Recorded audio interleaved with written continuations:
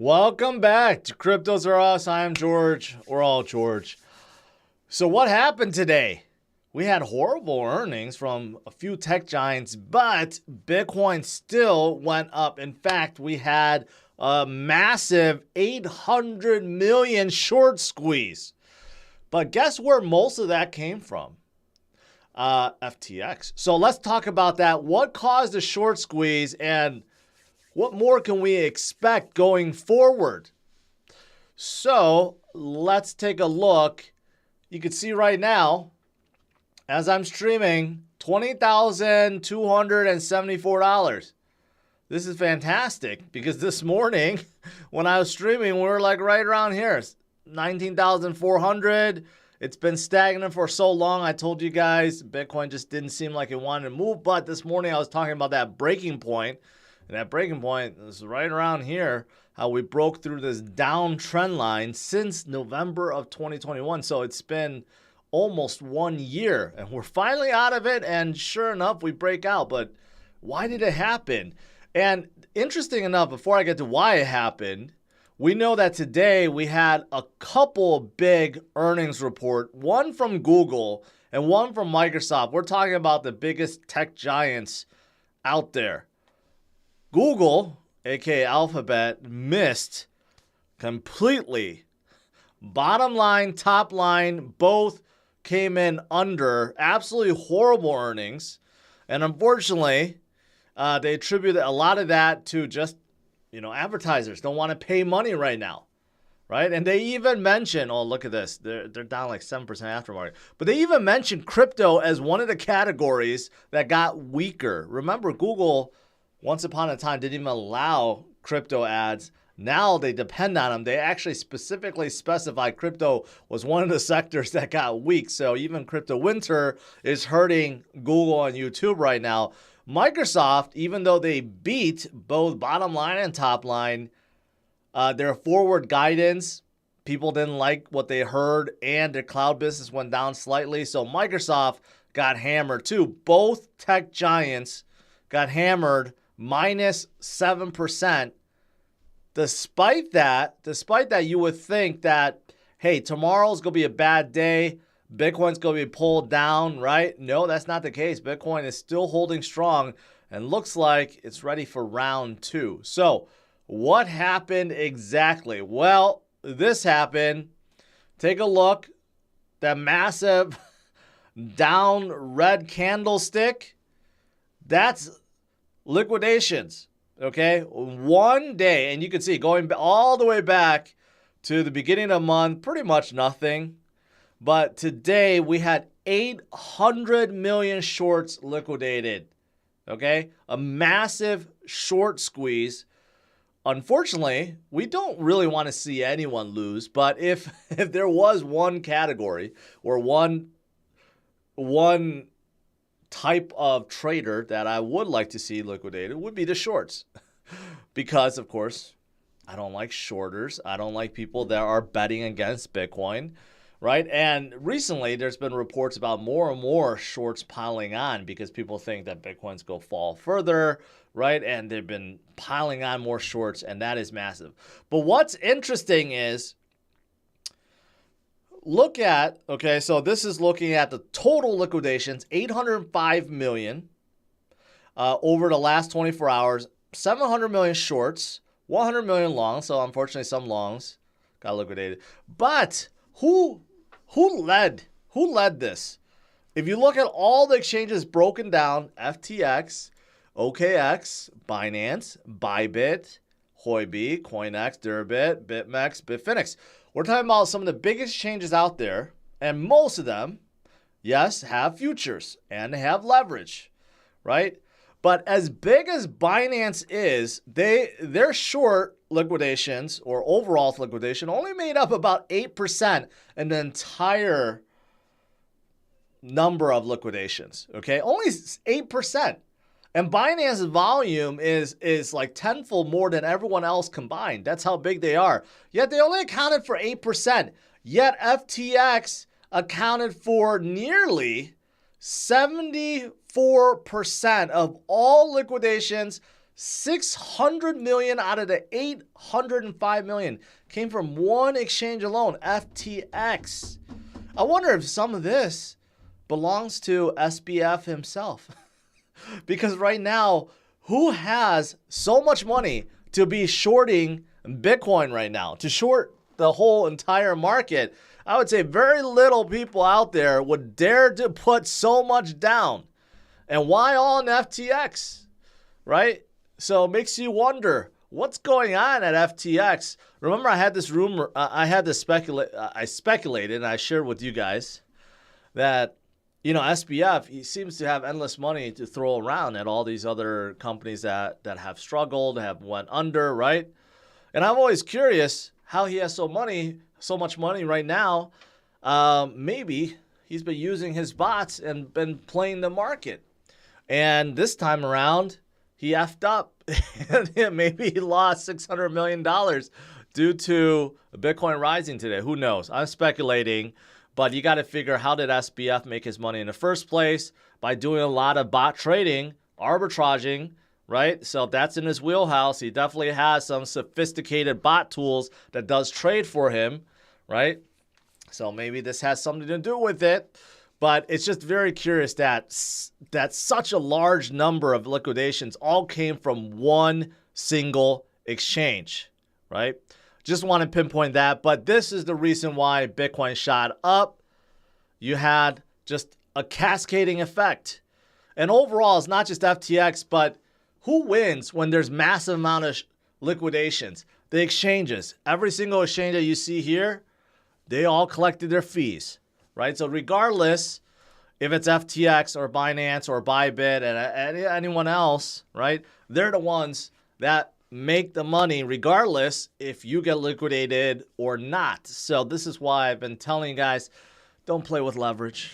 Don't play with leverage. Don't play with any of these derivative products, because if you don't know what you're doing, you go get liquidated and you go lose all, and there's no recourse. If you buy and hold something and it goes down, it's unrealized loss. There's a chance it could come back up. But if you buy a 10x, a 20x, a 50x leverage short on Bitcoin and it gets liquidated, that's gone. You'll never be able to recover that, right? So just be careful. Be careful with how you play for those of you guys that are trying to swing trade and day trade. All right. Now, what caused this though? Right? What caused the massive buying that triggered the short squeeze? Well, anyone can guess right now, but it's obvious. Someone, a whale or institution or combination, decided to buy Bitcoin based on all the things I've been saying, right? Breaking out of this trend line is very bullish. What's going on in the macro environment with distrust in fiat, distrust in banks, that's bullish for an asset like Bitcoin because people want to opt out, right? So there's many reasons. From a TA perspective, yes, there's many different charts and indicators and moving averages and Fibonacci levels and all these TA indicators that also say, hey, this is a pretty darn good time to be buying. Here's one that shows Bitcoin breaking out of its current trend line, right? Here's another one. Line break chart, basically showing when you have a lot of consecutive weeks of down, and we had many weeks of down. In fact, I think it's the largest consecutive down weeks for Bitcoin. Well, whenever you have that turning point, right, you see that green, and that's usually a good indication that better things are to come, better upward movement, maybe a giant rally, right? Look at all the times when you had many consecutive weeks of downs. What followed it? Many weeks of up, right? As we're heading into November, getting into the end of the year, traditionally very bullish during November, December. Could it be that the whales are stocking up in case, or maybe they're causing that, right? Who knows? But what I do know is there is a lot of buying, and someone triggered it today, caused this $800 million squeeze, and if you look at the reserves on exchanges, continues to go down and down and down. The reserves on exchanges right now is equal to around right here back in February 2018. Okay, so think about that. And as it gets lower, that means it's just scarcer, right? It's harder to buy Bitcoin. Even though right now it seems like there's infinite amount of Bitcoins out there, there isn't. The whales are buying OTC market. A lot of activity going on. These big, large institutions buying behind the scenes. And we can see it for ourselves. The exchange reserves keeps dropping and dropping and dropping and dropping. There's just not that many out there. So don't lose out. There's more millionaires in the world than there are Bitcoin in the world. So think about that. Not even every single millionaire out there, if they wanted to buy one Bitcoin, they can't even do it. So just to put things in perspective, if you think about that. Also, what's really bullish is the fact that the CFTC chair still believes that Bitcoin and Ether are both, not just one, both are commodities. So the CFTC chair thinks despite the fact that Ethereum has moved to proof of stake, it's still a commodity. It's not a security. So they're still standing up to the SEC, even though you know they're both major agencies within the U.S.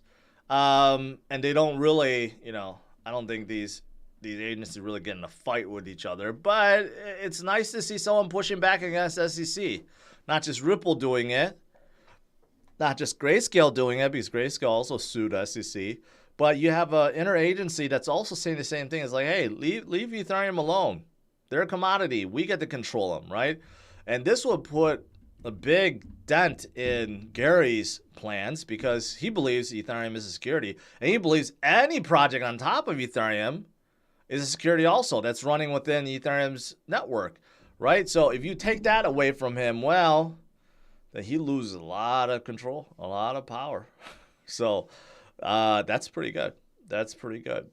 Also, what's very positive is the fact that nearly half of the younger people out there, Gen Z and millennials, want crypto exposure in their 401k. And today, in fact, I met a group of people. It's relating to my house. And those of you guys that follow my house videos, you'll see it later.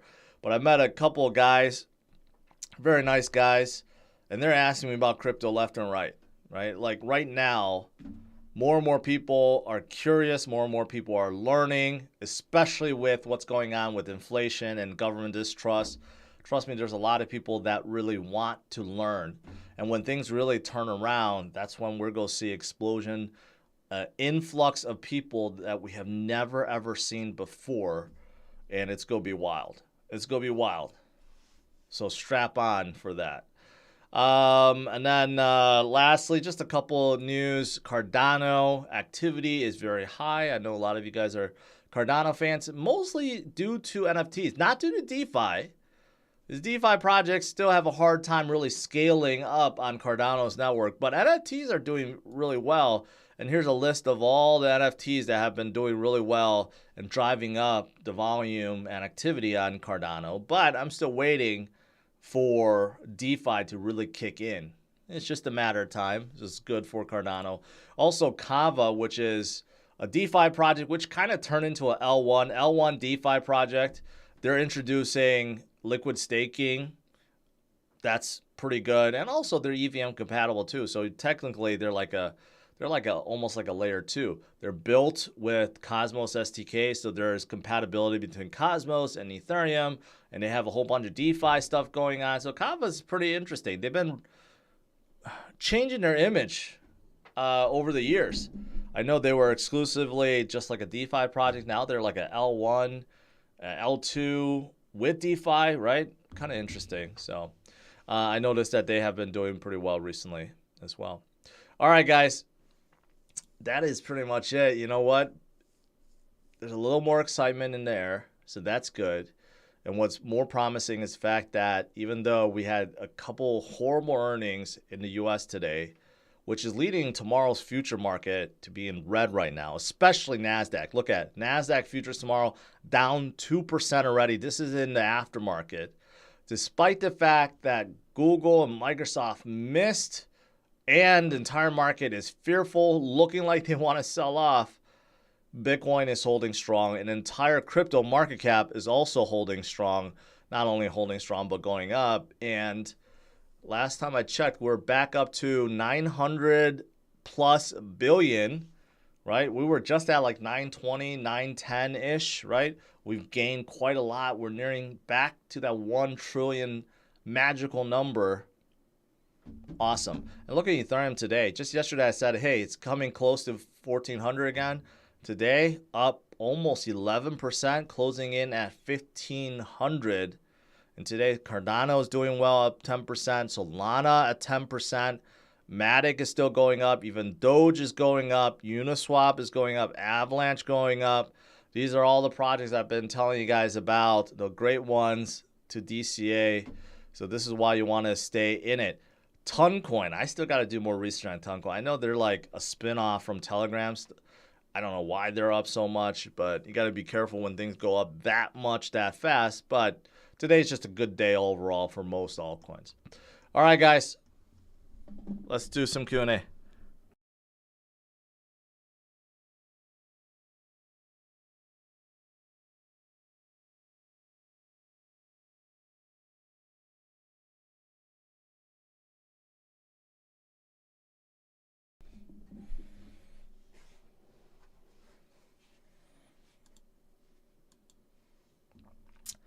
All right, let me scroll up here. Let's see if I missed anything.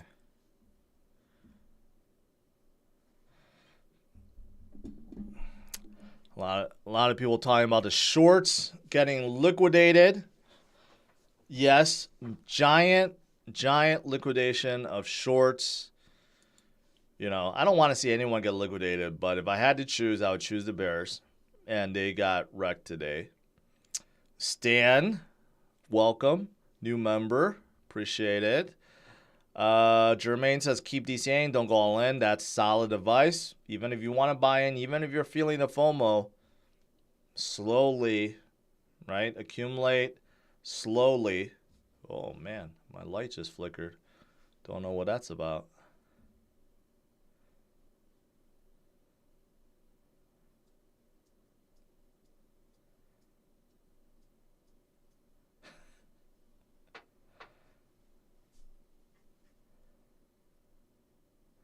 BlackRock is buying. Hey, who knows? Who knows?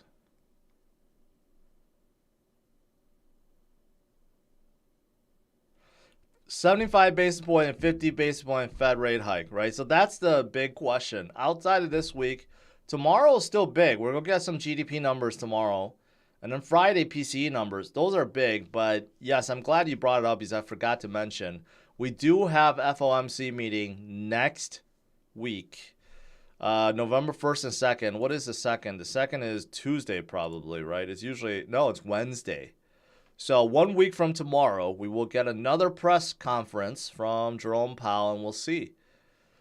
With all the softening data that we've been getting, there could be a good chance that he does 50 basis points instead of 75 basis points. Then that rally I talked about will really kick in. Then you're going to see some major FOMO happen if Powell does a 50 basis point rate hike instead of 75 basis points. So we'll see.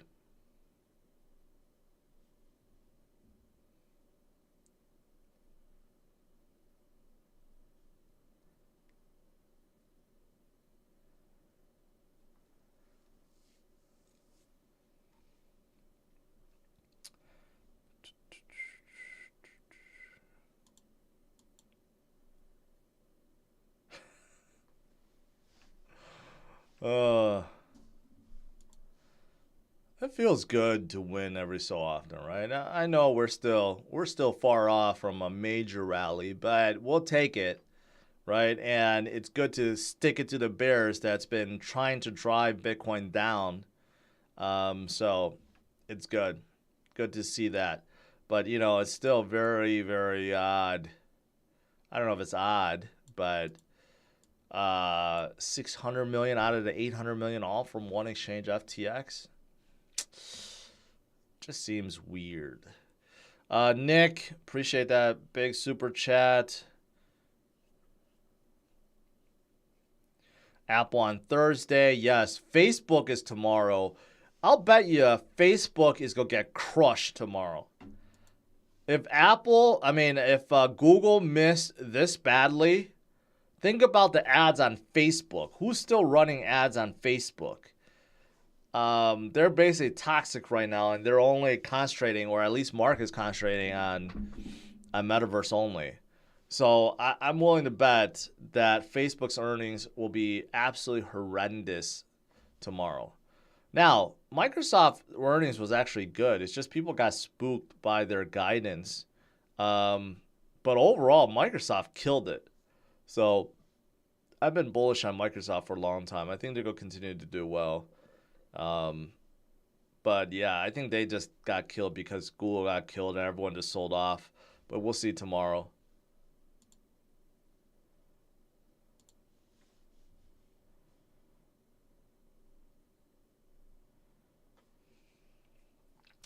Am I going to get Tesla phone? I don't know.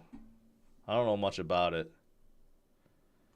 What if he does 25 basis point, right? Like, well, then we'll see like plus 3,000 for a Dow that day. We'll see Bitcoin go up like 2,000 points that day. It's not going to happen. It might be so soft that people think it's negative, right? The best case scenario is 50 basis points. Scree 358. I'm all in. Scared money don't make no money. Well, I like that model, except you should still have cash on the side. Okay, I'm a firm believer now, no matter what, even if we know absolutely 99.9% sure that the bottom is behind us, still, it's good to have some cash in case something else happens unexpectedly and you're able to DCA over long haul.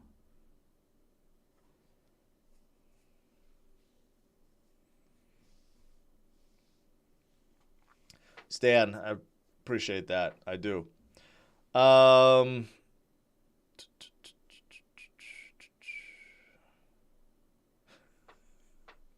Ernie. Your Lakers are not looking too good. Well, thanks, Mr. Obvious. I don't know what it is. Anthony Davis is as soft as a feather. He's in his prime at 29, and he's letting a 37, 38-year-old LeBron outshine him. Right? LeBron wanted AD on the team to carry the team so he could be second fiddle, so he could kind of relax. But because of how soft Anthony Davis is, he can't do that. LeBron still had to be the top dog of the Lakers. And Westbrook, going for like 0 for 11 isn't helping. I don't know what's going on, Lakers.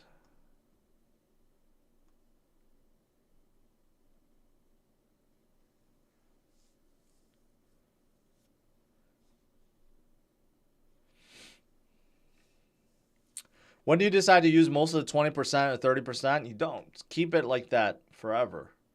Even we're rallying, we're dumping, try to keep that cash pile, right? Because there's no way that you just go, well, first of all, let me backtrack. If it's going up, you take profits. That's how you replenish that 20 to 30%. If it's going down, well, then you have to figure out another source of income to kind of keep it at that 20 or 30%. I firmly believe that if you keep that 20 to 30% cash on the side, you're fitted for all situations. So if things get too hot and everything's blowing up, you'll naturally see that cash percentage drop to 15, 10, 5%. That's when you force yourself to take profits, right? And when things are going down, that 20 to 30% is great so that you can DCA. But if, again, that gets too low, then you have to replenish it from an external source. But I think keeping that 20 to 30% is good in all situations. The future of DeFi is fantastic. I think DeFi is going to continue to thrive and it only gets stronger. So I think DeFi is going to do just fine. Thoughts on Katy Perry's eye? I saw that. Like she was blinking it or something. I don't know what that's about. She got something in it. I don't know. Low IQ detector. You know what? It's about the same, to be honest. I don't know how to stop this. There we go. Yeah, I've been filming like crazy. So I've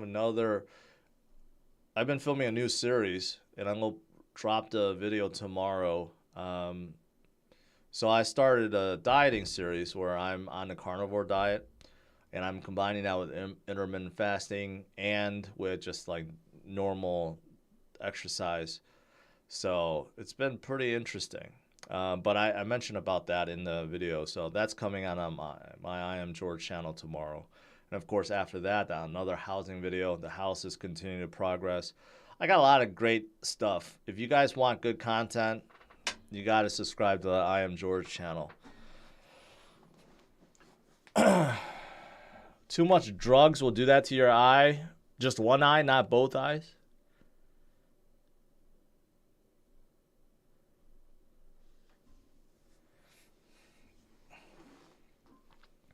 Jeffrey, Luxo up 100% since I mentioned last week. Well, I hope you went all in on it then, if you knew 100% certain that it was going to go up 100%. Why did it go up? Sure. Is it because their mainnet is done? I don't know. Recently, a few of the smaller L1s have started pumping. People have asked me about nulls. Nulls also recently pumped up, right? It could be because, well, they did pump up. Now they're down. Whoa. Yesterday or the day before they were pumped. Yeah, they were pumping, and now this is why I'm afraid of these pumps.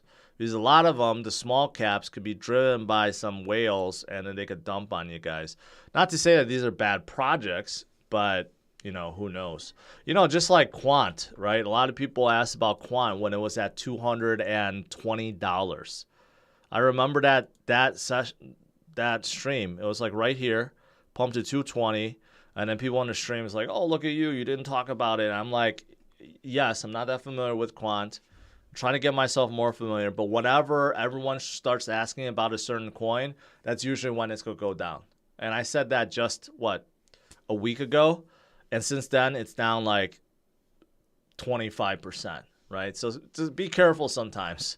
Just because something's going up for a little bit doesn't mean that it's gonna go on forever. So I do want to get myself more familiar with Luke. So I covered them before, thought they were great.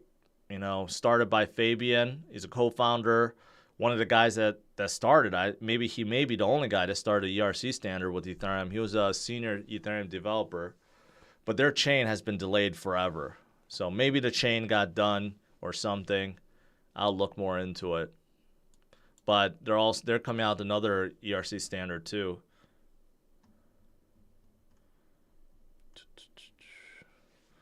You think 30K by the end of the year? I've been saying that. 30 to 40K. Any news about Phantom? Still relevant? Yes. Yes, it is.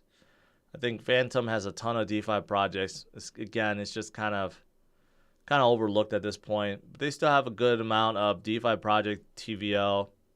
So, yes, I still believe in them. Short liquidation has been exhausted, so bulls had to make another big push, right? I agree with that. I mean, nearly $1 billion liquidated. So what's coming next? Well, the fact that someone actually bought this much to get this short squeeze going tells you something. Something big is happening or is about to happen, right? I guess we just have to wait and see.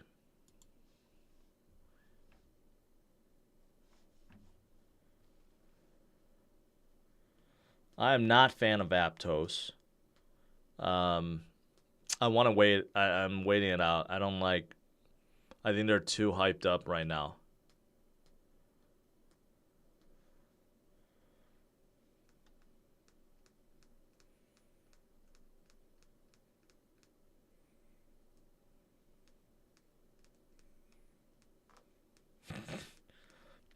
Matthew, man, don't be a buzzkill, all right? I know you may not like other chatters, but people are feeling good. They want to hear my opinions about other stuff. We could keep it cool, keep it loose, you know. It's okay. So don't try to be a buzzkill and be like a was a hall monitor or something. SF, appreciate it. Let's see what is. By the way, I did watch I watched Black Adam yesterday. That was actually a pretty good movie. It was a pretty good movie. I would say it's not the greatest movie, but it's a pretty good superhero movie. Better than a lot of them out there.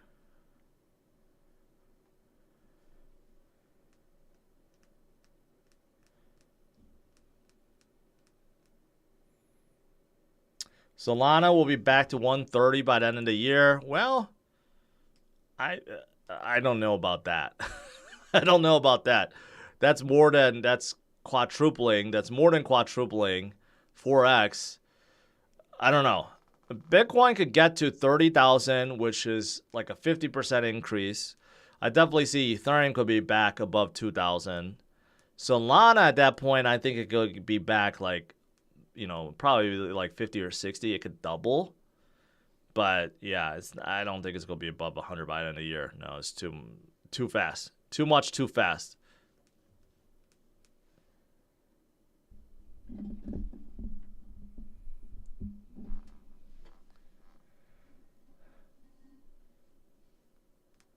Watch the Watcher. Why does that sound familiar?